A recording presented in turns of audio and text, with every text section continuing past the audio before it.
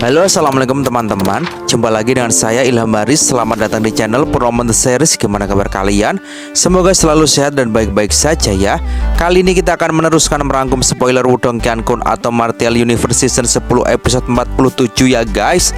Dan gak usah berlama-lama lagi, langsung saja gas cuy. Cerita berlanjut.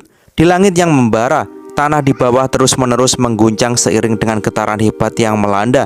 Dalam hitungan detik, sebuah lubang hitam besar yang sedalam 10.000 kaki muncul di tengah dataran yang luas. Retakan-retakan besar mulai menyebar di sekeliling tepi lubang. Tumbuh dengan cepat seperti jaring laba-laba, menambah ketegangan yang mengalir melalui atmosfer.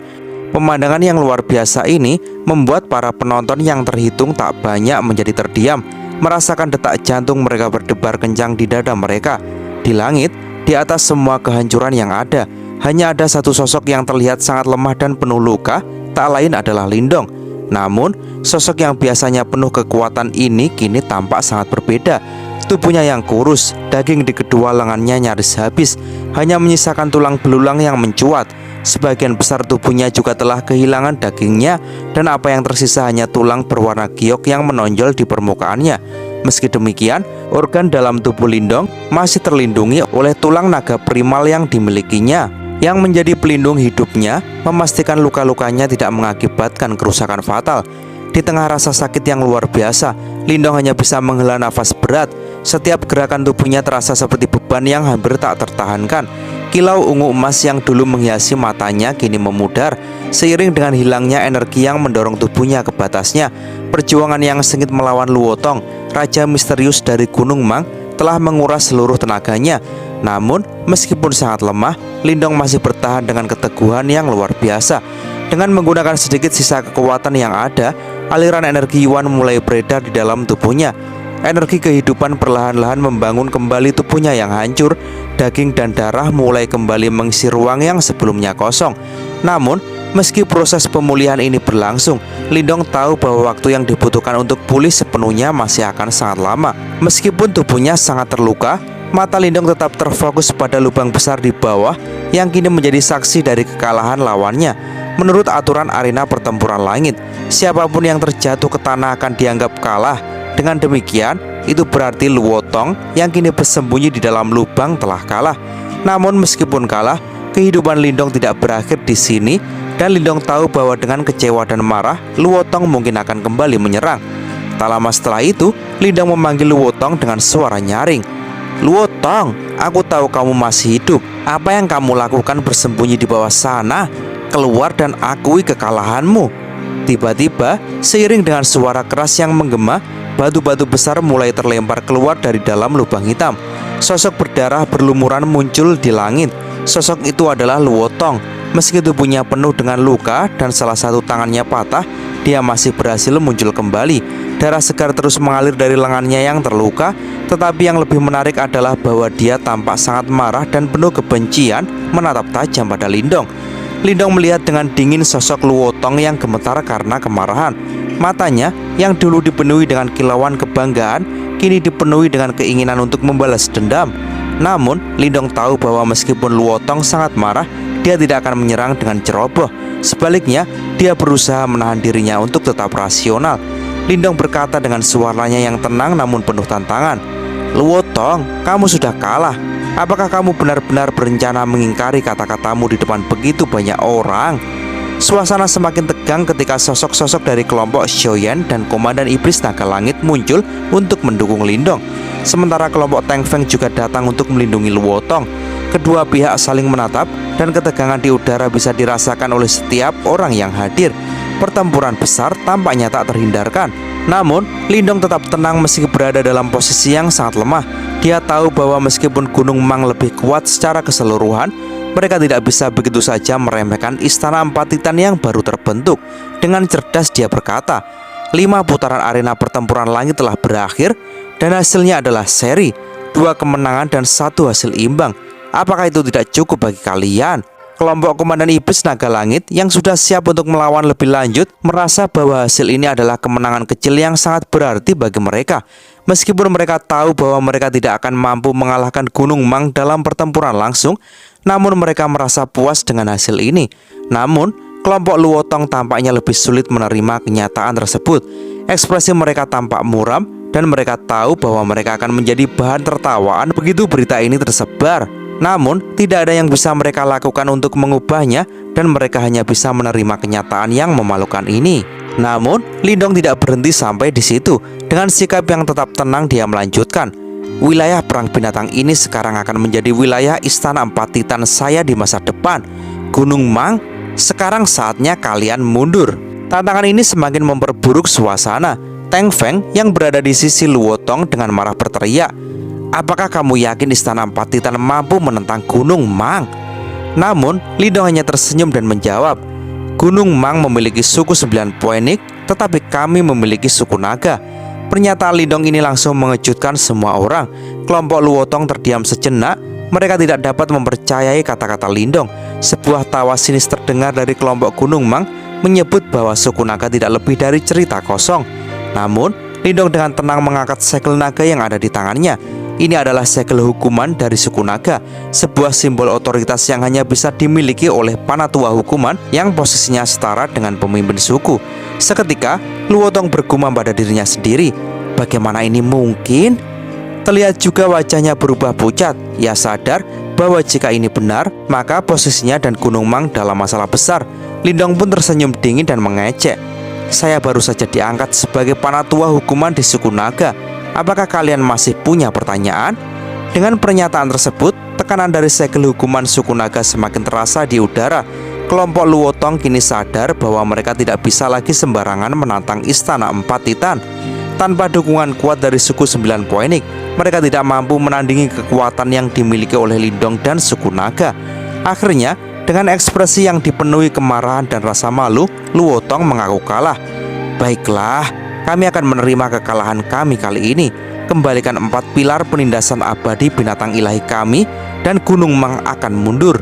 Lindong tersenyum tipis dan dengan tegas mengatakan, "Tidak. Kali ini, dia tidak akan memberi kesempatan begitu saja. Semua perjuangan ini tidak akan sia-sia tanpa mendapat apa yang diinginkan." Lindong berdiri tegak di langit, menyaksikan pasukan besar Gunung Mang mundur perlahan. Seiring waktu berlalu, rasa tegangnya akhirnya mengendur. Keletihan yang sempat terpendam mulai menghampirinya, menyebabkan tubuhnya terasa lemas. Pertempuran di dataran kuno binatang iblis baru saja berakhir, dan meskipun hasilnya imbang, Lindong tahu ini adalah kemenangan yang tidak bisa dianggap remeh. Ia baru saja berhasil menahan serangan dahsyat dari Gunung Mang yang dipimpin oleh Luotong. Namun, meskipun pertempuran itu berakhir dengan hasil yang seimbang, ada kesadaran mendalam di benak Lindong bahwa masih ada kesenjangan besar antara dirinya dan ranah samsara sejati. Namun meski demikian, Luotong yang ternyata adalah panatua hukuman dari suku 9 Poenik memilih untuk mundur tanpa melanjutkan perlawanan. Ini membuktikan bahwa dirinya tidak hanya sekedar ahli yang kuat, tetapi juga sangat berhati-hati dan sadar akan potensi ancaman yang ada. Kehadiran Lindong yang memiliki dukungan kuat dari suku naga menjadi faktor penting dalam keputusan tersebut.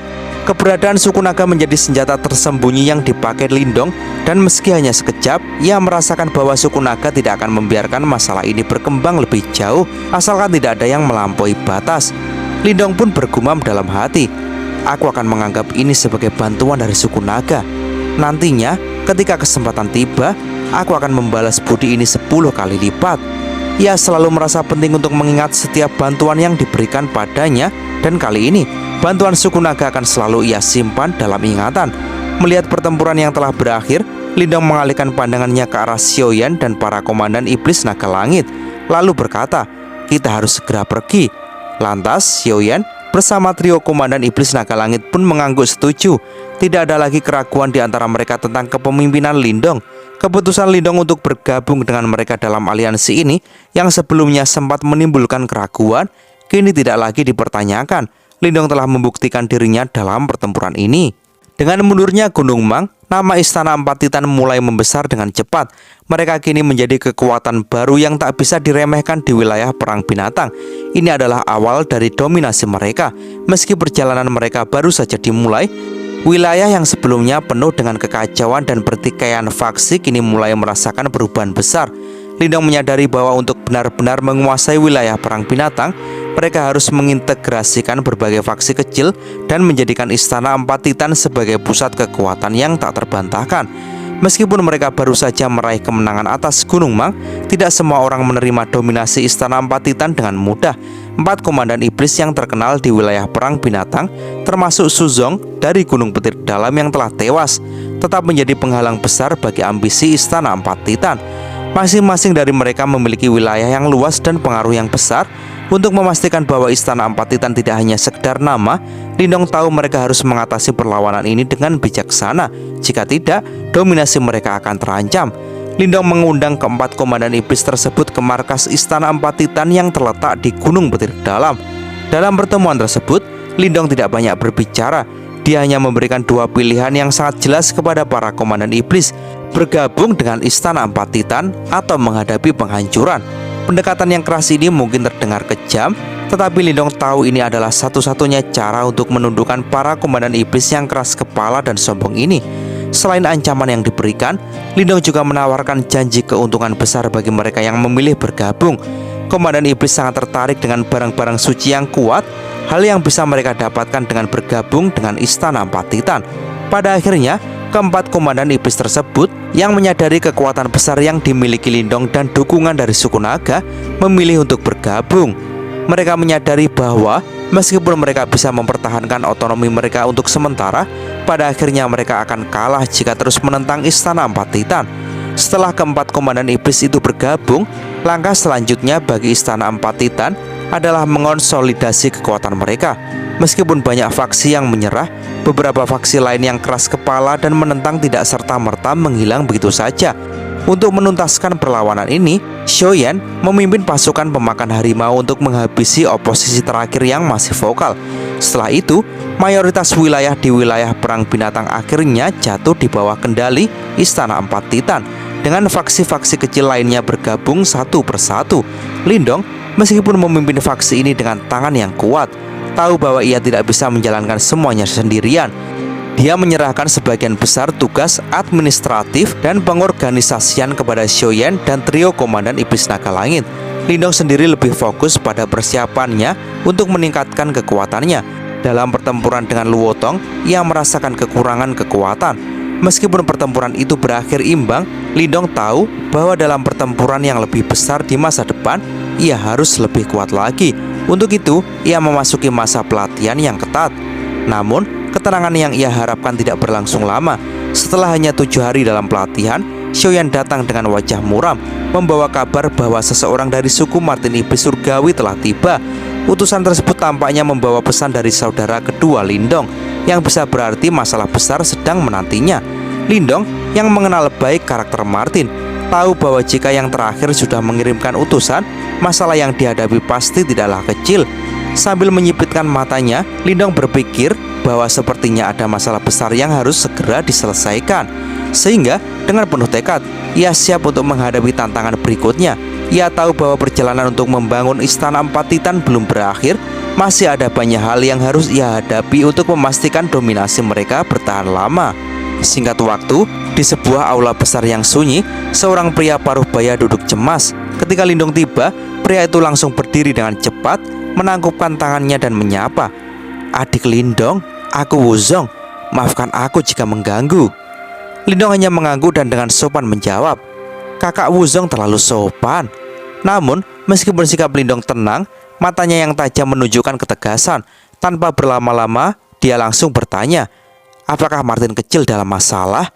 Wuzong mengangguk dengan ekspresi serius dan menjawab sambil menunjukkan bahwa situasi memang tidak baik. "Sesuatu telah terjadi di suku kami. Ini cukup rumit dan Xiao Diao telah memintaku untuk mengundangmu." Lindong mengerutkan kening, semakin penasaran, lalu bertanya dengan tegas, "Apa yang sebenarnya terjadi?" Tanyanya dengan tegas. Wuzong menatap sekeliling untuk memastikan tidak ada orang lain yang mendengar. Setelah memastikan itu, dia mulai menjelaskan dengan hati-hati, "Kamu mungkin sudah tahu bahwa Martin kecil adalah salah satu calon pemimpin suku Martin Iblis Surgawi. Sebelum dia menghilang, dia adalah talenta terkuat dan paling berpotensi di suku kami. Tidak ada keraguan, dia seharusnya menjadi pemimpin suku setelah pemimpin yang lama pensiun." Lindong mengangguk, sudah menduga bahwa situasi di balik ini cukup rumit. Lindong pun kemudian bergumam, "Namun, sesuatu telah terjadi kan?" Terlihat Lindong seolah-olah menyadari bahwa semua ini terkait dengan kepergian sementara Martin yang membawanya bertemu dengan batu leluhur dan dirinya. Sambil menghela nafas berat, Wuzong menjawab, "Benar, 100 tahun yang lalu Martin kecil diserang oleh orang-orang misterius saat ia berada jauh dari suku. Ia melarikan diri dengan luka parah dan ia telah menghilang hampir 100 tahun. Selama waktu itu, banyak ketegangan muncul di suku. Tak seorang pun tahu apakah Martin kecil masih hidup. Sementara itu, seorang kandidat lain muncul, seorang pria yang sebelumnya tidak mencolok. Tetapi setelah Martin kecil menghilang, dia dengan cepat mengalahkan semua pesaing dan mendapatkan banyak dukungan." Sontak, mata Lindong menyipit mendengar cerita ini dan bertanya, "Siapa orang itu?" Wuzong pun mengangkat bahu, ekspresinya penuh kekhawatiran dan berkata, "Namanya Hao Jiu." Tentu saja dia bukan orang yang bisa diremehkan. Setelah Martin kecil menghilang, Hao Jiu membuktikan bahwa dia bukan hanya memiliki bakat yang sebanding dengan Martin kecil, tetapi dia juga berhasil menarik banyak pendukung penting. Bahkan beberapa tetua yang dulu mendukung Martin kecil kini berbalik mendukungnya. Lindong meresapi informasi ini. Hao Jiu jelas bukan lawan yang mudah, dan kemampuannya untuk mengalahkan pesaing hanya dalam 100 tahun sudah menunjukkan kecerdikannya. Namun dia juga merasa ada yang aneh dengan sikap para tetua suku. Wuzong melanjutkan penjelasannya, "Pemimpin suku kami, ayah dari Martin kecil, sekarang berada dalam pengasingan di Gua Surgawi. Dia tidak terlibat dalam urusan suku selama 100 tahun terakhir. Karena itulah para panatua suku memutuskan untuk memilih penerus. Namun situasi sekarang sangat menguntungkan bagi Hao Jiu. Jika pemilihan pemimpin suku dilaksanakan saat ini, peluang Martin kecil untuk menang sangat kecil. Dan jika pemimpin suku keluar dari pengasingan, dia mungkin sudah terlambat untuk memperbaiki keadaan." Lindong pun mulai merasakan suasana semakin gelap dan kembali bertanya dengan suara rendah, "Jadi Hao Jiu sekarang memegang kendali ya?" Sambil mengangguk, Wuzong menjawab, "Ya, benar. Itu sebabnya Martin kecil Xiao Diao memintaku untuk mengundangmu. Mereka berencana untuk membahas masalah penerus dalam 5 hari, dan Xiao Diao ingin agar kamu datang sebelum itu."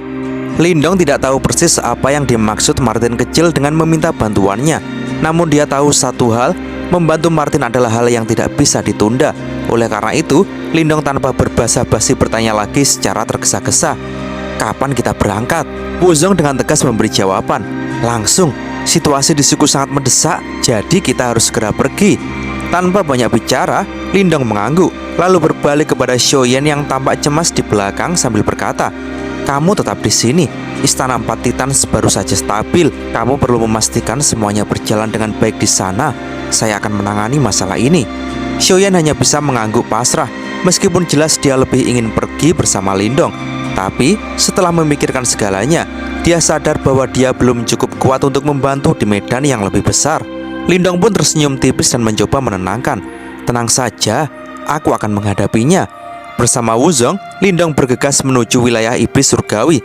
Mereka menempuh perjalanan selama 2 hari sebelum akhirnya sampai di wilayah iblis Martin, wilayah yang sangat dihormati dalam wilayah iblis. Setelah melewati banyak gunung besar yang terjal dan penuh bahaya, mereka tiba di sebuah aula kuno yang dikelilingi oleh aura yang sangat kuat, menandakan kedekatan mereka dengan suku Martin iblis surgawi.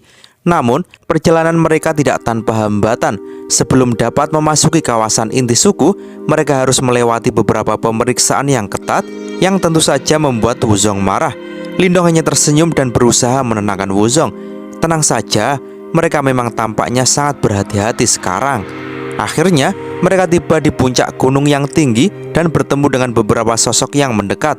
Salah satu dari mereka adalah seorang pria muda berjubah hitam abu-abu. Wajahnya tampan, tetapi senyumnya terasa menyusahkan. Dia memperkenalkan dirinya sebagai Hao Jiu, calon pemimpin suku Martin iblis surgawi yang baru. Hao Jiu menyapa Wuzong dengan senyum ramah, tapi ketika matanya menatap Lindong, ia tidak bisa menyembunyikan pandangan dinginnya lalu bertanya, "Saudara Lindong, saya dengar Anda adalah teman Xiao Diao, bukan?" Wuzong yang tampak sedikit terkejut hanya tersenyum canggung dan berkata, "Ya, ini teman Xiao Diao. Kami datang untuk mengunjungi suku." Hao Jiu mengamati Lindong dengan tatapan dingin yang tak terungkapkan, tetapi dia tetap berbicara dengan ramah. "Selamat datang di suku kami, Lindong. Jika ada yang Anda perlukan, jangan ragu untuk mencari saya. Lindong tidak menunjukkan perubahan ekspresi.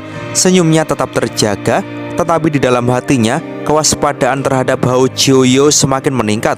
Pria ini jelas bukan seseorang yang bisa diremehkan. Setelah pertemuan singkat itu, Wuzong mengajak Lindong pergi. Kita harus pergi sekarang, katanya, berusaha menghindari percakapan lebih lanjut dengan Hao Jiuyu.